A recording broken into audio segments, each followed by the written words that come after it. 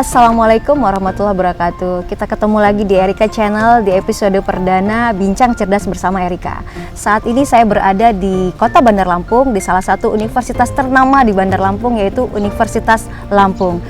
Saya juga ditemani oleh penyuluh hukum dari Kantor Wilayah Kementerian Hukum dan HAM Lampung, Mbak Teti Friandari.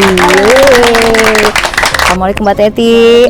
Apa kabar? Alhamdulillah. Tetap fit ya, harus fit. Kami berdua ini ceritanya lagi kolaborasi ya antara penyuluh hukum dari Kalimantan Selatan bersama dengan penyuluh hukum dari Lampung. Ingin mengajak masyarakat cerdas hukum untuk berbagi informasi mengenai permasalahan hukum yang saat ini sedang marak ada di masyarakat kita, yaitu mengenai pinjaman online ilegal atau biasa disingkat dengan pinjol. Masyarakat cerdas hukum, pinjaman online atau biasa kita sebut sebagai financial technology atau fintech adalah pemberian pinjaman melalui media elektronik atau online yang persyaratannya biasanya sangat mudah. Pinjaman online sendiri diatur melalui peraturan Otoritas Jasa Keuangan nomor 77 tahun 2016 tentang layanan pinjam meminjam uang berbasis teknologi informasi. Mulai untuk meminjam di pinjaman online, kita harus mengecek dulu ya, apakah dia sudah terdaftar atau tidak di Otoritas Jasa Keuangan, yaitu di website www.ojk.go.id,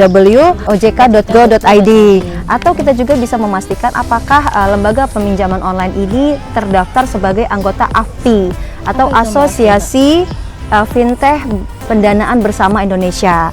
Jadi AFPI ini merupakan mitra resmi dari OJK yang berhak untuk memberikan sanksi bagi anggotanya apabila anggotanya terbukti melanggar peraturan. Banyak sekali cara-cara yang dilakukan oleh debt collector dari pinjaman online ilegal ini, misalnya melakukan telepon setiap hari kepada si peminjam. Lalu kedua, menghubungi rekan-rekan atau saudara atau bahkan atasan yang ada di dalam kontak ponsel si peminjam online. Dan terus apa lagi tuh Mbak? Nih, biasanya mereka membuat grup WhatsApp yang isinya anggota keluarga, kerabat, teman, bahkan sampai ada yang memasukkan atasannya ke dalam grup WhatsApp itu.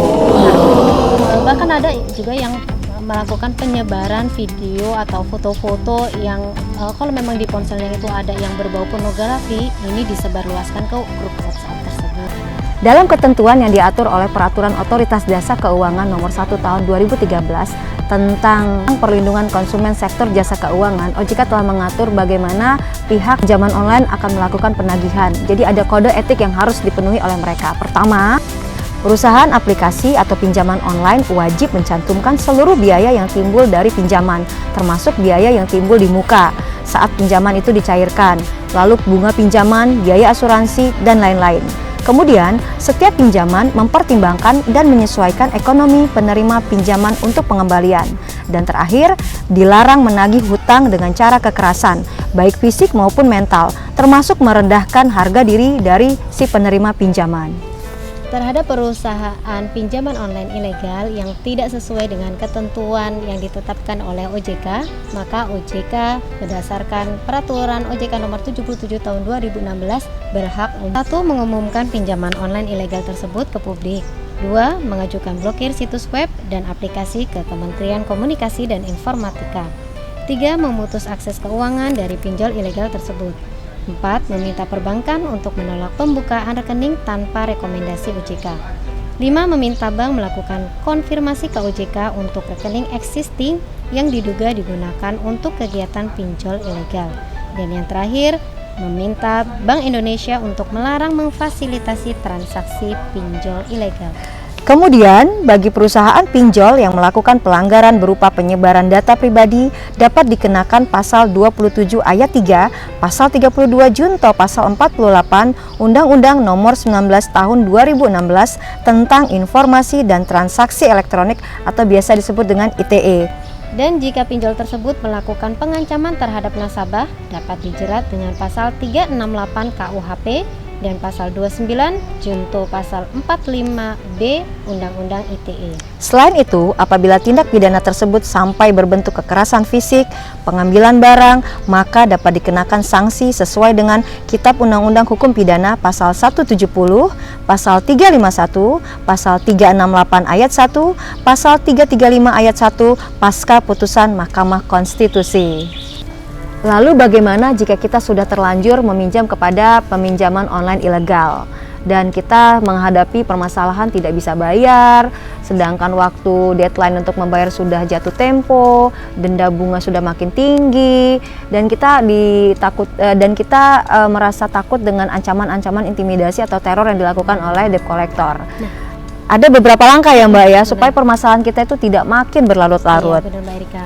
Jadi yang pertama yang bisa kita lakukan adalah tunjukkan etikat baik. Oke. Ajukan negosiasi ulang, minta penjadwalan ulang, tenornya juga kita Perbaiki. Oke. Kemudian yang kedua, jangan lari dari masalah. Memang benar penegak hukum tidak bisa menjerat kita akibat kita tidak bisa mampu bayar untuk hutang. membayar hutang atau Iya. kewajiban kita. Yang ini tertuang dalam Undang-Undang HAM nomor 39 tahun 99. Di mana diatur dalam pasal 19 yang mengatakan bahwa tidak seorang pun atas putusan pengadilan boleh dipidana atau kurungan berdasarkan atas alasan ketidakmampuan untuk memenuhi kewajiban dalam perjanjian utang piutang. Namun jangan juga berdalih di balik hukum untuk lari dari kewajiban Membayar hutang. Terus ketiga, kita juga jangan menambah pinjaman-pinjaman online dengan mengajukan aplikasi pinjaman online ilegal lainnya. Kadangkala kita ini karena kita ketakutan dan kita terburu-buru, kita lalai, lalu kita membuka lagi pinjaman-pinjaman online beberapa aplikasi 2 atau 3 lainnya dengan cara gali lubang atau tutup lubang. Jadi akibatnya kita nggak keluar juga dari masalah itu, justru malah makin membuat masalah kita makin lebar. Dan terakhir, apabila kita sudah melakukan beberapa usaha seperti yang tadi disampaikan, tidak ketemu juga jalan titik temu, kita bisa konsultasikan permasalahan kita ini kepada ahlinya. Lalu bagaimana Mbak Erika jika memang ada nasabah yang sudah terjebak dan mendapatkan intimidasi atau ancaman oleh pinjaman online ilegal ini? Ya, terbukti ada pelanggaran HAM yang membuat dia tidak nyaman. Pertama, kumpulkan semua bukti-bukti adanya ancaman, intimidasi, kekerasan, pelecehan, ataupun segala teror. Kedua, kumpulkan semua bukti itu, kita bawa ke kantor polisi yang ada di wilayah tempat tinggal Anda. Atau Anda juga bisa melaporkan ini mengadu kepada konten situs resmi OJK dengan alamat konsumenojk.go.id. Atau kita juga bisa melaporkan ini ke situs pengaduan konten ID, yaitu melalui Twitter @aduankonten.